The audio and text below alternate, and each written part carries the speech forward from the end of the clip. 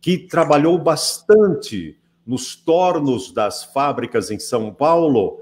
Lula, que levou uma vida sindical de muito trabalho, de muita liderança.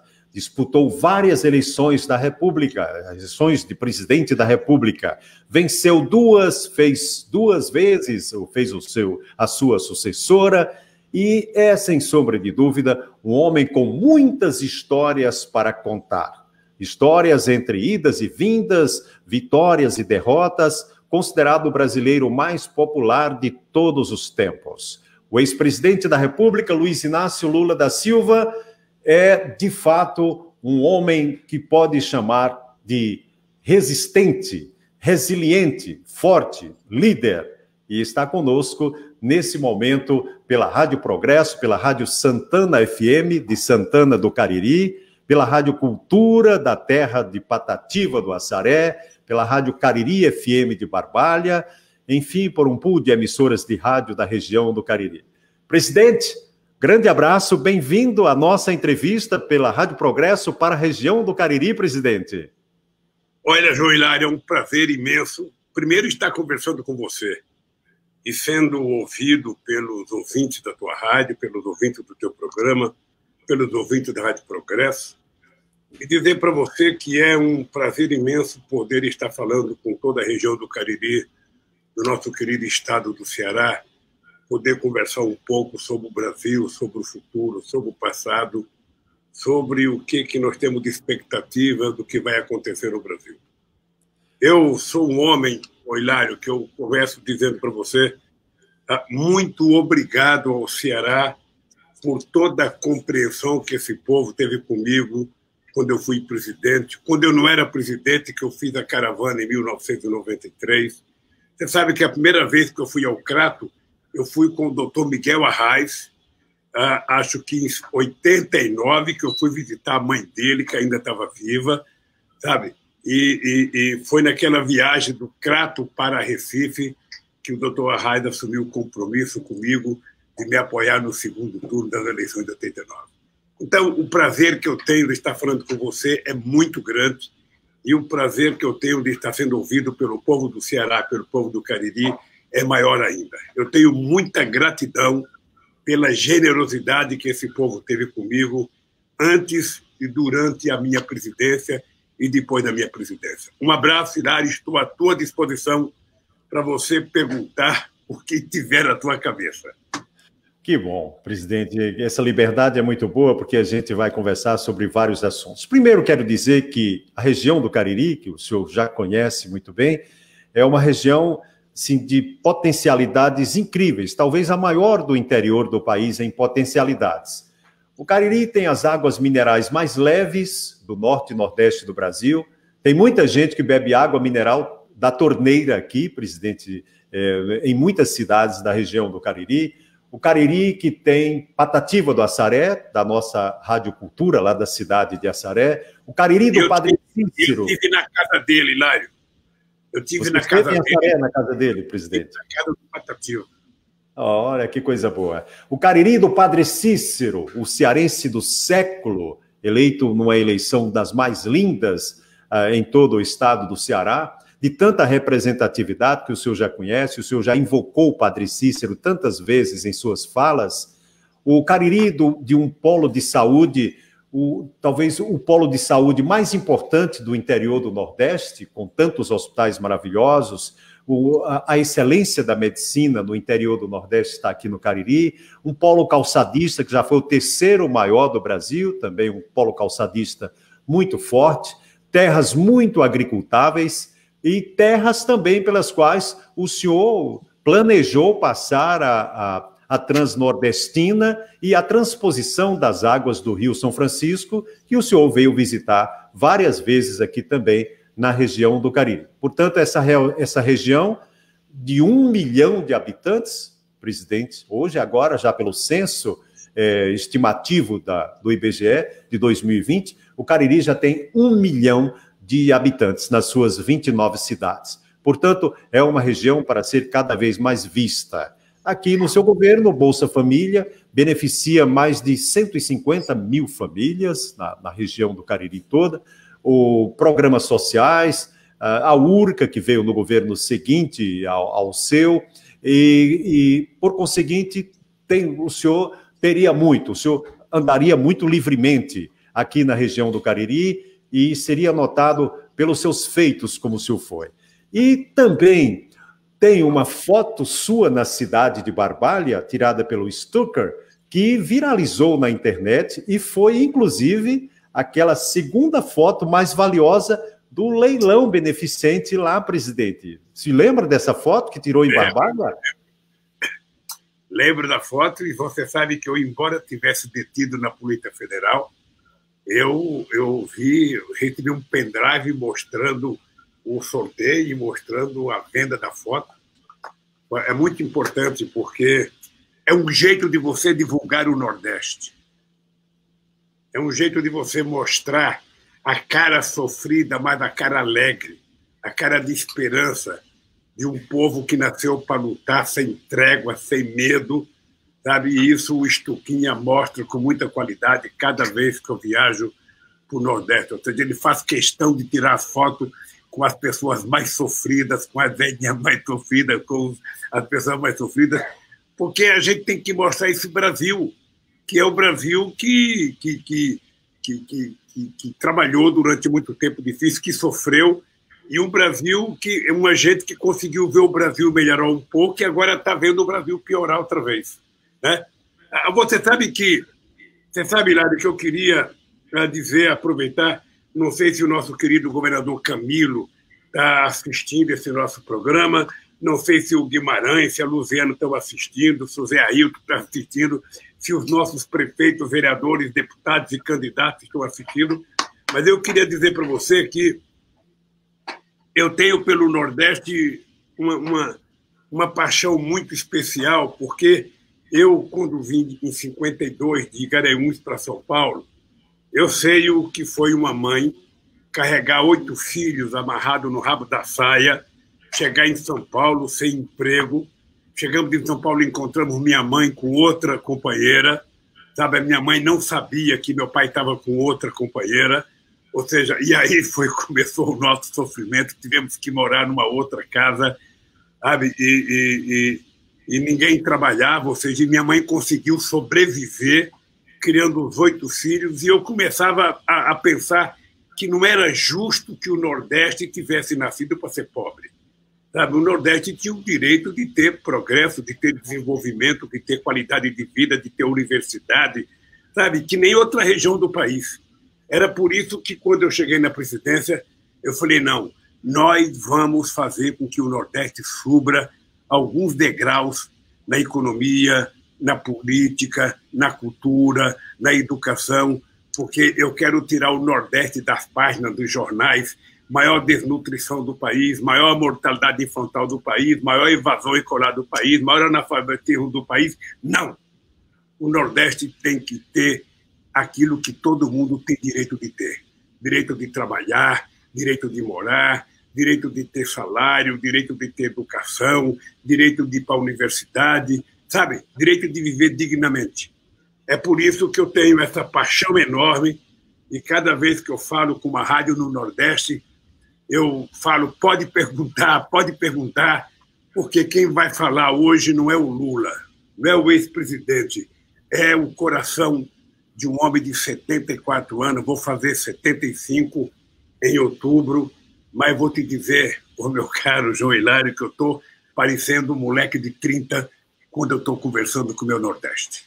Olha lá, olha lá. Bom, algumas identidades suas com o Nordeste, o senhor, quando foi constituinte em 1988, o senhor teve como colega um juazeirense, barbalhense, um caririense, deputado Mauro Sampaio. Ele foi constituinte com o senhor lá, já depois prefeito da cidade, antes e depois prefeito da cidade de Juazeiro, foi quem construiu a estátua do Padre Cícero, e foi seu colega constituinte. Inclusive, algumas vezes que conversei com ele sobre isso, ele dizia que o senhor era muito popular na Constituinte e que conversava bastante com o senhor na época da Constituinte, porque ele precisava de algumas ideias, algumas coisas dele foram também aprovadas como suas na Constituinte. O Miguel Arraes é filho do Crato, o senhor já citou aqui. O senhor recebeu, em 2017, o título de doutor honoris causa da URCA. Não sei se o senhor se lembra, era eu que estava apresentando lá. Eu acho que até você era o apresentador. Assim, era assim. E em 2010, eu já o entrevistei em Petrolina, quando o senhor deu uma entrevista coletiva para o rádio, o senhor vinha visitar a transposição, e o senhor deu uma entrevista para o rádio em Petrolina. Eu fui um dos escolhidos pela presidência da República na época para entrevistá-lo há exatamente 10 anos, em agosto de 2010. O senhor ainda tem disposição, presidente? Eu vi um debate anteontem de Donald Trump e de Joe Biden, candidatos a presidente dos Estados Unidos. O Trump é da sua idade, o Biden é 5 anos mais velho do que o senhor, e essa comparação de idade para um país tão grande, tão desenvolvido, e depois a gente vai falar sobre isso, o que é melhor para o Brasil, essa comparação também anima o senhor, presidente? Não, eu acho que o Trump parece muito mais velho que eu. Se ele não é mais velho, ele está mais acabado que eu. Eu acho que a natureza foi implacável com ele. Comigo a natureza foi muito generosa, com ele eu acho que foi implacável. E eu vi um pouco do debate. Eu sinceramente, Hilário, eu não gostei do debate porque os Estados Unidos precisam ter dimensão de como é que o restante do mundo enxerga os Estados Unidos, porque eles se vendem como uma nação superior, com seres humanos superiores. Ou seja, parece que tudo eles são maiores que os outros. E quando aparece um debate na televisão de 2 figuras com mais de 70 anos, que são candidatos a presidente da República, da maior economia do mundo, do país mais bélico do mundo, sabe? A gente percebe que eles são fracos de debate. A gente percebe que o povo e os problemas do povo não estão na cabeça deles. A gente percebe que ele discute qualquer asneira, ficam trocando piadas, trocando acusações, ou seja, e os problemas essenciais da humanidade não são tratados. Sabe? O humanismo não é tratado, a solidariedade não é tratada, o emprego não é tratado, o salário não é tratado, a saúde não é tratada, ou seja, é uma coisa triste. Porque quem está assistindo um debate dessa magnitude, o cara fala, pô, eu vou ver 2 candidatos dos Estados Unidos, quem sabe os candidatos brasileiros, tenho a aprender com eles. Não se tem nada a aprender com o tipo de debate que eles fizeram, porque foi pobre. Foi pobre do ponto de vista político, foi pobre do ponto de vista econômico, foi pobre do ponto de vista cultural. Ou seja, é triste a gente saber, sabe? Eu sinceramente acho que acho que a gente vai ter 2 anos pela frente ainda. Tem muita gente boa no Brasil, tem muita gente, sabe? Nós temos um governador como o Camilo no Ceará que está fazendo um trabalho extraordinário. Nós temos o repórter, nós temos o Wellington, nós temos a Marta, só do PT. Tem o Flávio Dino, você tem o Ciro Gomes, você tem o companheiro Fernando Haddad do PT. E tem muita gente nova que pode se apresentar em 2022, sabe, com muita disposição, com programa, com compromisso com a sociedade. O que eu tenho dito, João? Eu tenho dito o seguinte, olha, eu não preciso mais ser candidato a presidente da República. Eu já fui. Eu tinha vontade de ser porque eu queria provar que o operário, mesmo sem diploma universitário, é capaz de cuidar do povo melhor do que toda a elite que governou esse país desde o tempo do Império. Porque governar não é ter lido muitos livros, governar é conhecer muita gente. Governar é definir de que lado você está, para quem que você vai governar, para quem que você vai fazer política, sabe? É essa coisa que eu queria provar.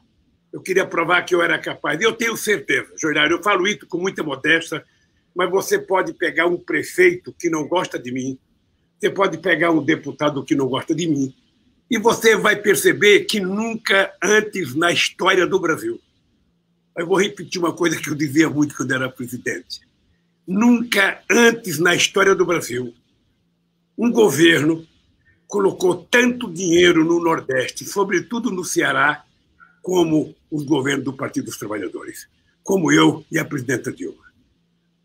Você sabe o valor da transposição das águas. Você sabe a guerra. Eu lembro que eu estava um dia no Ceará, o presidente era o Fernando Henrique Cardoso. Eu lembro que ele estava com o Tasso Gereissati visitando uma lavoura não sei aonde, e ele prometeu para o Tasso levar fazer a transposição das águas do Rio São Francisco para o Ceará. Aí ele saiu do Ceará e foi para a Bahia. Chegou na Bahia, o Antônio Carlos deu uma dura nele, ele desfez e disse que não ia fazer a transposição. Durante 140 anos, o Brasil foi assim. Um presidente prometia fazer para o Nordeste e os governadores de outros estados não deixavam fazer. Eu tomei a decisão de fazer, porque eu duvido que um cristão, sabe, de qualquer parte do Brasil, negasse um copo d'água a quem tivesse com sede. E era correto, era justo repartir as águas que Deus nos deu através do Rio São Francisco para que todos pudessem beber um copo d'água. E eu tive a colaboração muito forte do companheiro Ciro Gomes, eu tive a colaboração muito forte do meu vice de Alencar, tivemos a coragem de fazer o debate com a questão ambiental, tivemos a coragem de fazer o debate com os governadores, e eu tenho certeza que daqui a 200 anos alguém vai lembrar que um dia teve um presidente, teve uma série de companheiros que teve a coragem de levar água para uma região em que 12 milhões de brasileiros havia mais de 300 anos clamavam por água. Sabe, o cinturão das águas em Fortaleza, sabe? Quando o Cid conversou de fazer o projeto, vamos fazer o projeto e vamos fazer, e a Dilma fez, para garantir água de beber para o povo de Fortaleza. Sabe? Então, essa região do Cariri sabe o valor disso. Então, eu penso que quando a gente começar a pensar nas eleições presidenciais, a gente tem que pensar numa pessoa que tem o compromisso. Eu falo sempre o seguinte, eu vou estar com 77 anos. Você percebe que eu estou melhor do que o Trump e do que o Biden. Estou muito melhor. Estou mais saudável. Está animado, viu? Então, eu falo todo dia que eu tenho energia de 30 e tesão de 20. Tesão político, tesão de trabalhar, vontade de lutar. Eu não sei ficar quieto. O meu desejo é voltar a andar pelo Brasil, conversar com as pessoas, abraçar as pessoas, beijar as pessoas, fazer um cafuné no ser humano que ele está precisando de humanismo. Ele está precisando de alguém que sorria para ele, sabe, que alguém que não minta para ele, que alguém que prometa que vai ter emprego, alguém que prometa que vai ter salário. Você está lembrado das frentes de trabalho do Nordeste? Nós acabamos com isso para criar emprego de verdade. Só o Cariri recebeu de investimento no nosso governo mais de 21 bilhões de financiamento. Por isso é que é uma região extraordinária como é hoje e não pode deixar empobrecer. Sabe, nós temos que fazer mais investimento. E sabe, Lário, o que acontece é que somente o poder público é que tem dinheiro para dar o pontapé inicial. Sabe, é o governo, não é o governo que tem que fazer. Eu não quero uma fábrica de sapato estatal. O que eu quero é que o governo seja o indutor do desenvolvimento, o incentivador do desenvolvimento, o criador de motivações para o desenvolvimento. E você cria o desenvolvimento com duas políticas, uma de financiamento para o empresário e uma de pagamento de salário para os trabalhadores. Quando a economia começar a funcionar e a roda gigante começar a rodar, não precisa mais do governo. Aí sim o mercado vai funcionar sem precisar do governo. E os trabalhadores vão ser o sustentáculo da economia. Sabe? Porque na hora que o cara tem salário, ele pode comprar o que comer, o que vestir, aí tudo funciona dentro de casa e tudo funciona dentro de uma cidade e no Estado. Por isso que o Cariri deveria ser visto como exemplo de uma região que se desenvolveu por mérito do povo e por incentivo do governo. Bom, o senhor foi o presidente que mais promoveu a divisão de renda do país. Dividir renda significa somar para a economia. No seu governo, a economia chegou a crescer 7,5%, teve crescimentos grandes, sobretudo nos anos finais do seu segundo governo. Controlou a inflação, mais ou menos, entrou numa chapa, o senhor como um trabalhador, entrou como um empresário, parecia já um governo plural, até na sua essência, na formação da chapa. E hoje, como o senhor vê essa situação hoje? Tudo que o senhor fez como presidente, as conquistas sociais que o senhor obteve na presidência da República, que o país obteve no seu governo, como o senhor vê hoje? O senhor vê o Brasil é frágil ao ponto de poder perder todos esses benefícios sociais, essa divisão de renda, ou o Brasil é forte, que pode se recuperar ante situações ruins? Quando houve a crise violentíssima econômica nos Estados Unidos, a partir de 2009, o senhor disse que no Brasil era uma marolinha. Demorou muito, mas acabou chegando alguns anos depois. Como o senhor vê a possibilidade de o Brasil sair, digamos assim, de um tempo quase recessivo, sobretudo agora por pandemia? O senhor acha que muitas conquistas do seu governo, do governo da Dilma, como o senhor disse, já foram pelo ar ou são cláusulas pétreas que a população não pode perder? Hilário, quando eu ganhei as eleições, o slogan daquele tempo era assim: a esperança venceu o medo. Porque naquele tempo o medo era de que o Brasil estava quebrado, que o Brasil devia para o FMI, que o Brasil não tinha jeito, que o Brasil não conseguia importar. Sabe, era esse medo de que não podia dar aumento de salário mínimo porque ia ter inflação, que não poderia exportar porque ia faltar coisa no mercado interno, ou seja, havia uma série de medos. Então nós ganhamos e nós dissemos: a esperança venceu o medo, cabe agora provar que é possível criar um outro Brasil. E criamos. Tá? Agora, com a vitória do Collor, a ignorância, com a vitória do Bolsonaro, a ignorância venceu a inteligência. Sabe? A violência venceu o bom senso, venceu a paz. Ora, porque você não tem, da parte do governo, um programa. Ele não tem um programa para o Nordeste, ele não tem um programa para o Sudeste, ele não tem um programa para o Brasil, ele não tem uma política externa definida, o que ele quer fazer. Ou seja, ele apenas sabe puxar o saco do Trump, que não dá nem bola para o Brasil. Ou seja, então, o que eu acho que está acontecendo? Quando houve a Segunda Guerra Mundial, a política na Europa inteira sempre foi um partido conservador e o social-democrata, um partido conservador e o social-democrata. Ora, mas as conquistas que chegou a criar o Estado de Bem-Estar Social não foi tirada pelos governantes. Aquilo que foi conquista do povo trabalhador, aquilo foi sendo tratado com respeito por todos que vieram se sucedendo. O problema no Brasil é que quando um presidente ganha as eleições, ele quer destruir a coisa dos outros para fazer uma coisa nova, sem saber o que fazer. Ora, eu não tenho nenhum problema que o Bolsonaro faça o programa social que ele quiser. Agora, o que ele precisa saber é que, para fazer um programa social, tem que ter inteligência para ouvir o povo. É preciso que tenha dinheiro dentro do orçamento da União. Você não vai inventar dinheiro tirando do Fundeb, que é para cuidar da educação, sabe? Para tentar cuidar da fome, não. Qualquer mãe deixaria de comer para deixar o filho na escola, você sabe disso. Qualquer mãe nordestina deixaria de comer no almoço ou na janta para garantir que o seu filho tem escola. Então, o senhor Bolsonaro, que não venha dizer que vai tirar dinheiro do Fundeb para garantir o Renda Brasil, não. Ele tem que ter coragem de propor uma política tributária, aumentar a tributação das pessoas que ganham muito dinheiro nesse país, dos ricos que ficam depositando dinheiro no exterior, para ter mais dinheiro no orçamento, para poder fazer mais política social. É isso, Hilário, que tem que ser feito, e não tirar, destruir as coisas que nós fizemos. Ô, Hilário, você sabe por que nós estamos tendo uma crise de alimento? Você sabe por que o arroz está subindo, por que o feijão está subindo? Porque a gente não tem mais a Conab para fazer estoque. Quando a gente tinha a Conab no meu tempo, só para você ter ideia, quando eu deixei a presidência, a gente tinha de arroz estocado na Conab 1 milhão de toneladas.